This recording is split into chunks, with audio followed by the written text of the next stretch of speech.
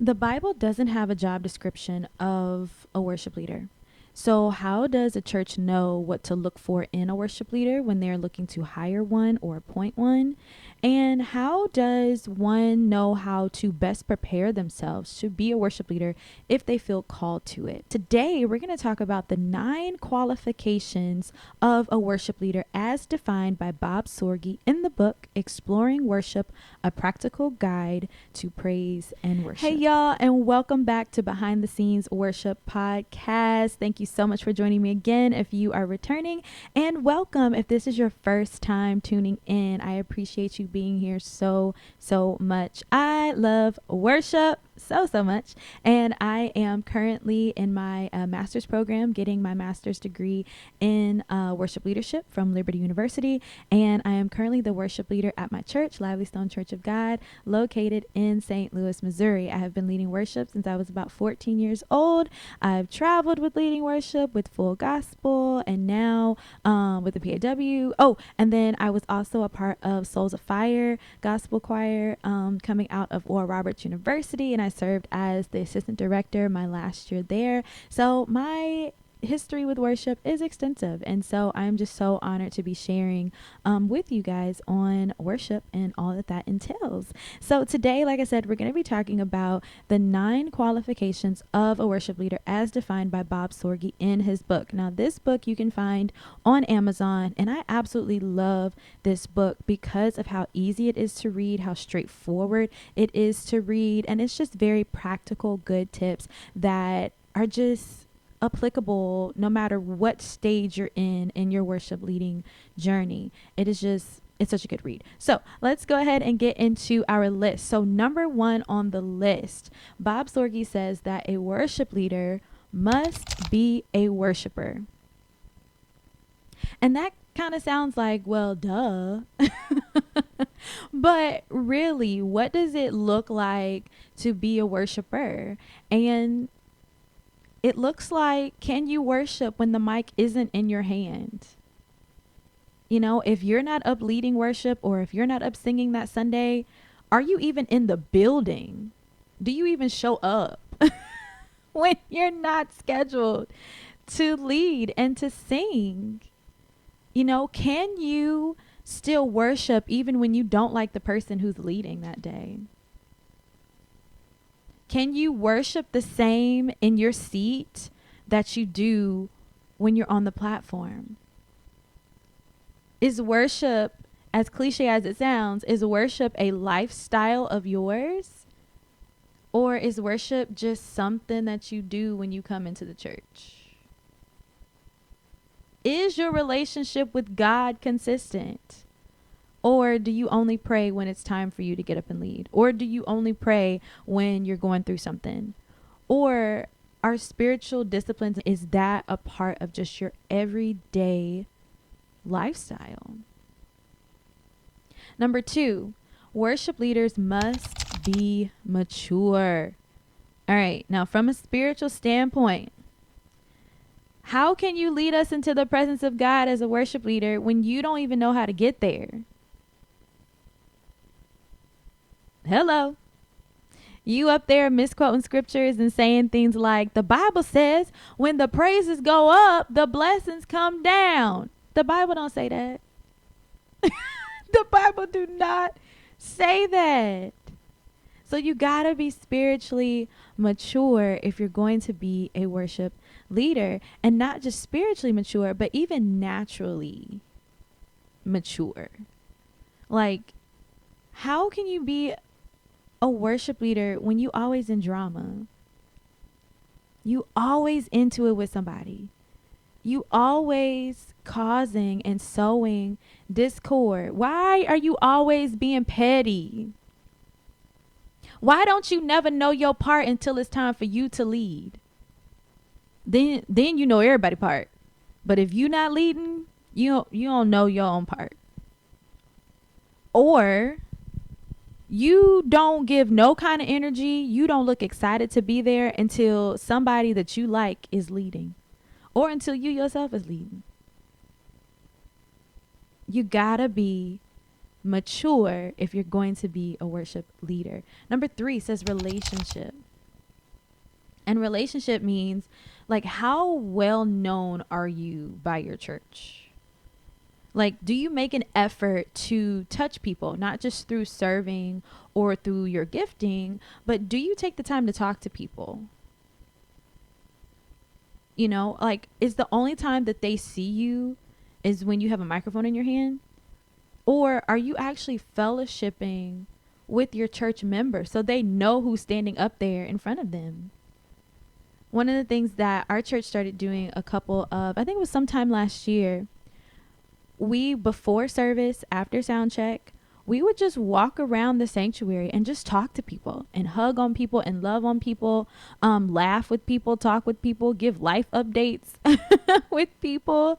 But we did that, and what we noticed was that people were more willing to engage in worship because we had taken the time to build a relationship with them.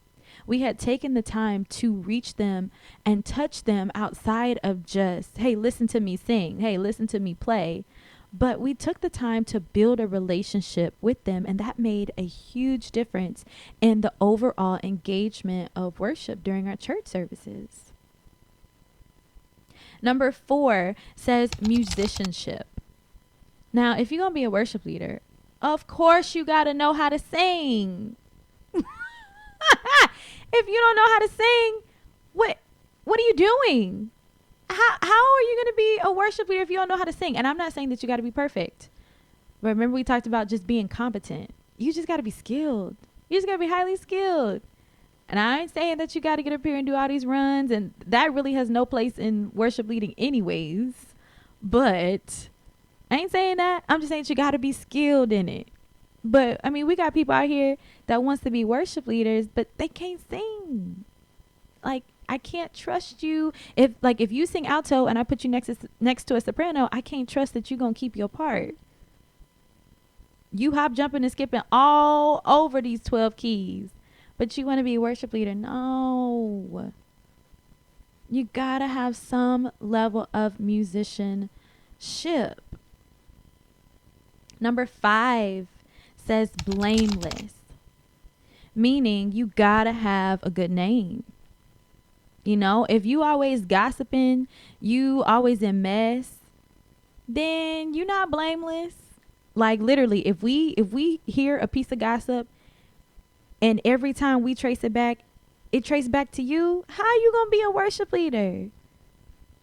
And you always in some mess. No, that's not, no. You gotta have a good reputation if you're gonna be a worship leader. Proverbs 22:1, clause A says, choose a good name over riches. Make sure your name is clean if you gonna be a worship leader. And I'm not saying that, you know, you perfect and you ain't never sinned and you ain't never done wrong and da da da. I'm not saying none of that. But have a good reputation.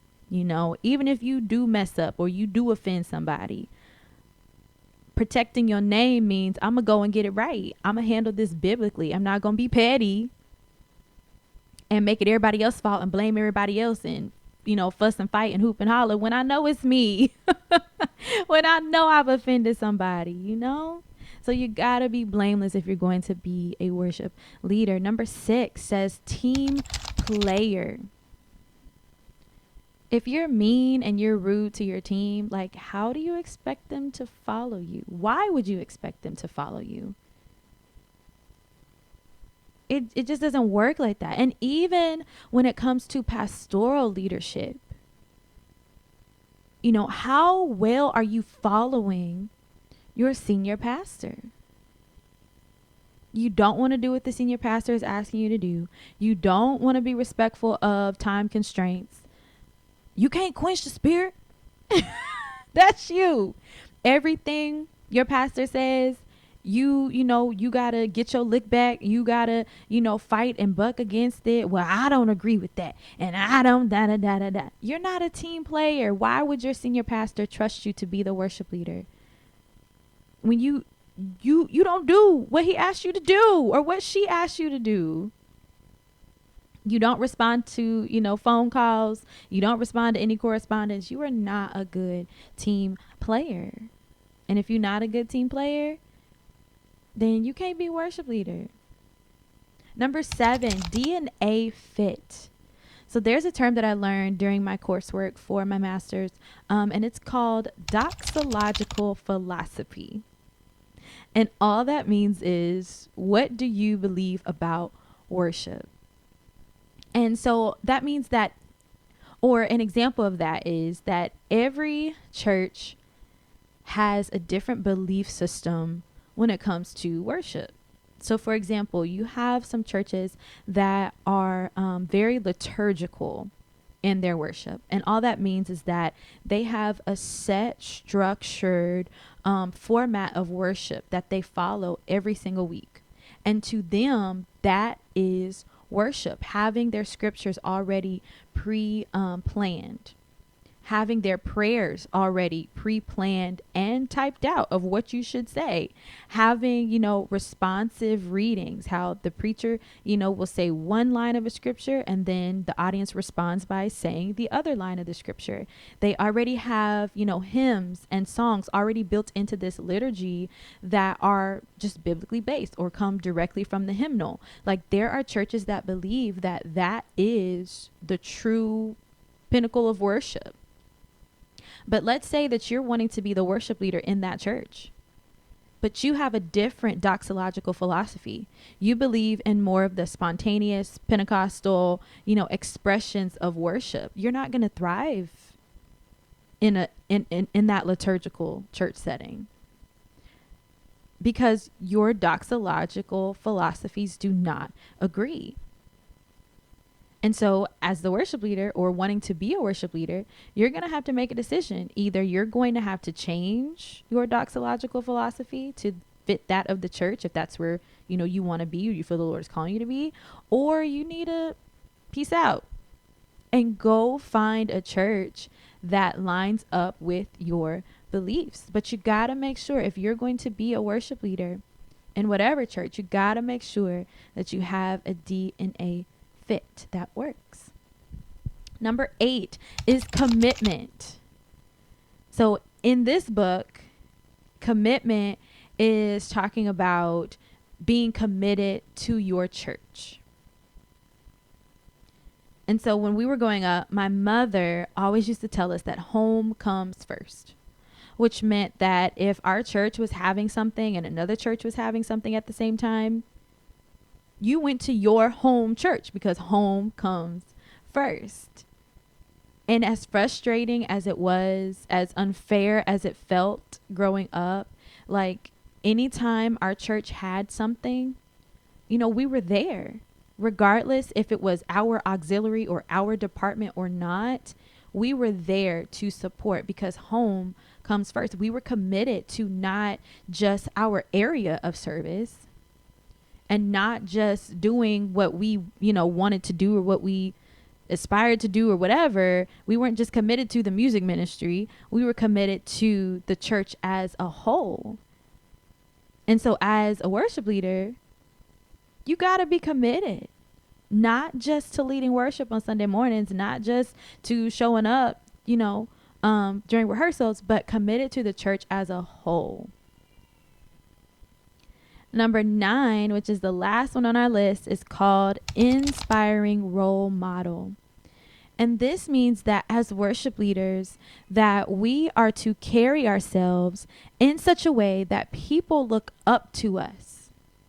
And not saying that we become, proud or puffed up or boastful, or that people, want to be like us instead of being like Jesus. Like, especially in this day and age, like, worship leaders have become almost like rock stars, like celebrities. But it's not saying that, being inspiring role models. But what it's saying is, like, you're presenting and you're carrying yourself in such a way that you inspire people to do better for themselves. You lead worship in such an authentic way that you are encouraging the hearts of the people that you're singing over to do the same thing.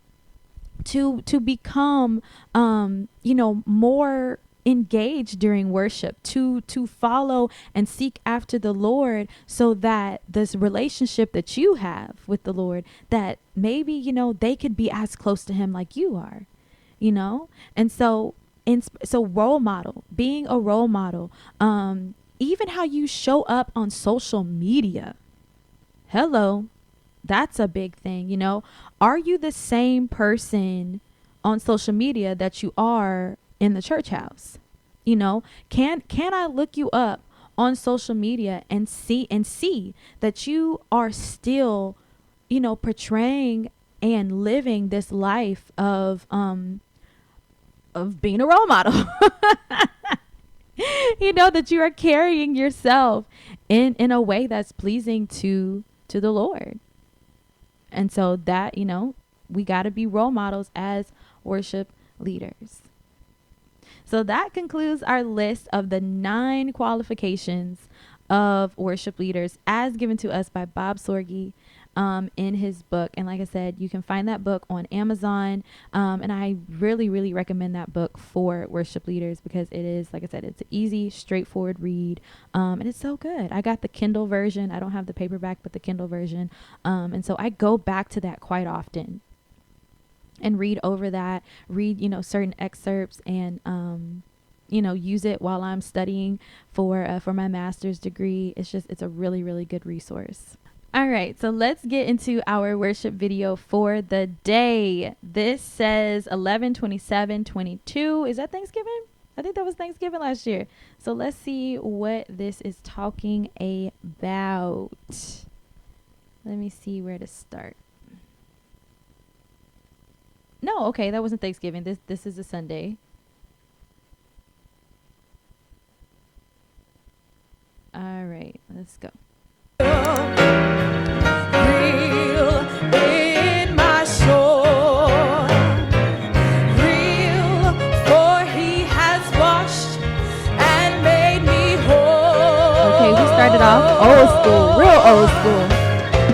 His love for me is just like pure gold. Yes, God is real, for I can feel him in my soul. Come on, if you know that song, can we lift that up together? Yes. Oh, say yes. He's so real, real in my soul. Ooh, this is a good and Baptist.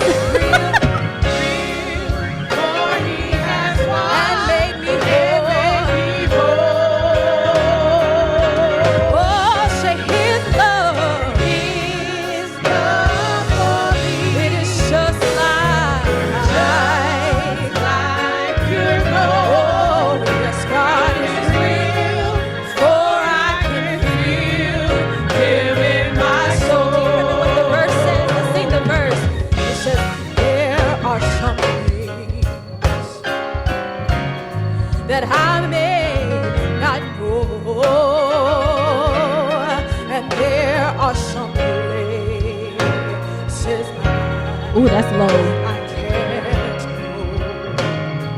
But then it says, but there's one thing I'm sure of, that God is real, for I can feel him in my soul. Come on, take it back to the chorus. Say yes, God is. God is real. He is so real. That's in my soul. Oh, real. For he has washed and made me whole. And his love for me is just like, yes, it is. Yes,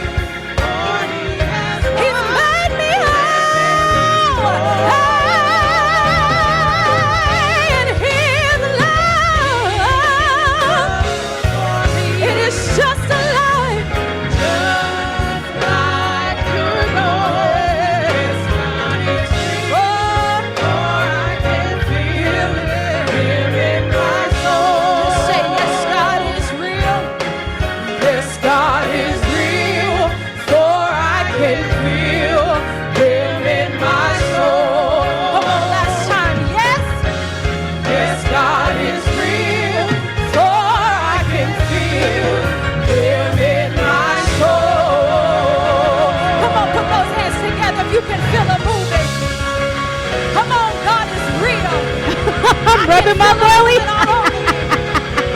I can see him moving. Yes, God is real. Hey, when you know that you know that you know God is real. Hallelujah. Yes, God is real. Yes, God is real.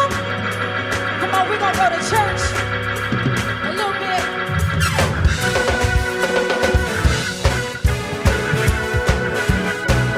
Come on, put your hands together like this.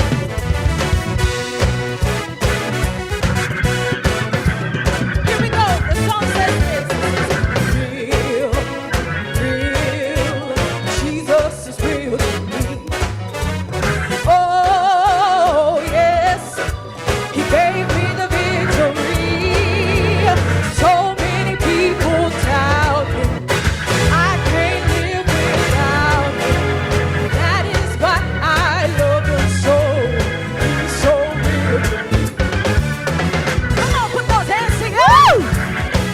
This is real good in like churchy quartet. Real, real. Jesus is real. Oh, yes. He gave me the victory. So many people doubt him, but I can't live without him. That is why I love him so. He's so real.